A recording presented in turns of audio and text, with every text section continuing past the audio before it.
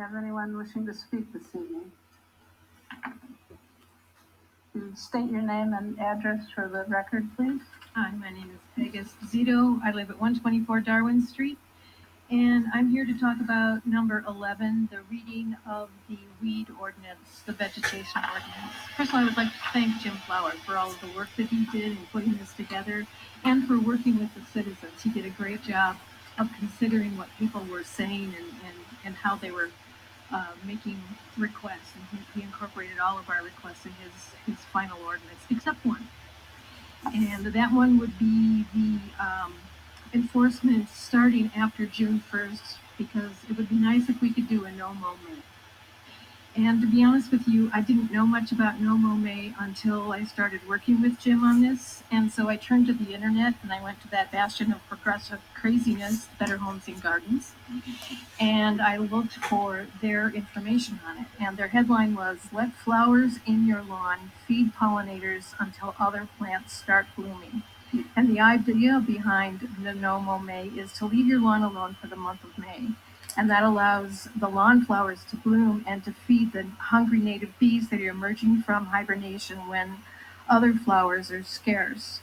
1 in 4 bee species in North America is at risk of extinction. From another crazy outlet, the bobvila.com.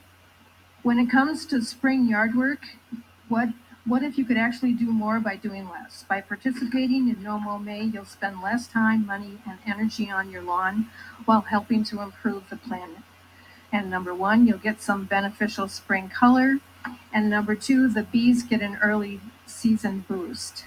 The early spring flowers, such as dandelion and clover, help the local pollinator population at a time of year when nectar sources are in short supply. And the figure that they gave was that the lawns that allow the no-mow May support maybe 400 bees per day, which is really nice. In an agricultural state like Wisconsin, supporting pollinators would seem like a slam dunk.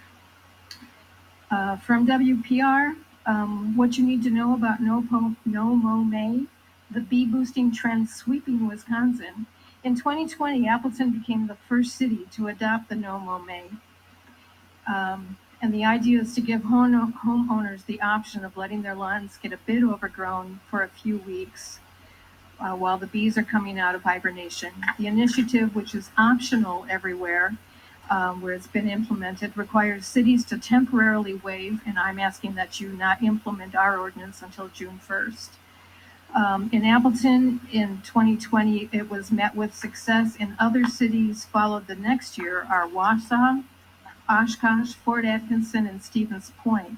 And then in 2022, even more cities joined. So it's growing in popularity.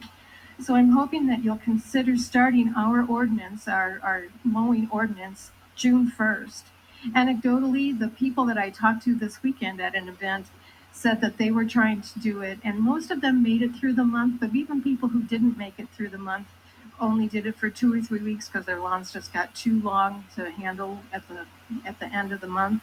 But even an extra couple of weeks will help the bees and the habitat. So I ask that you institute the mowing policy starting June 1st on this ordinance. Thank you. Thank you.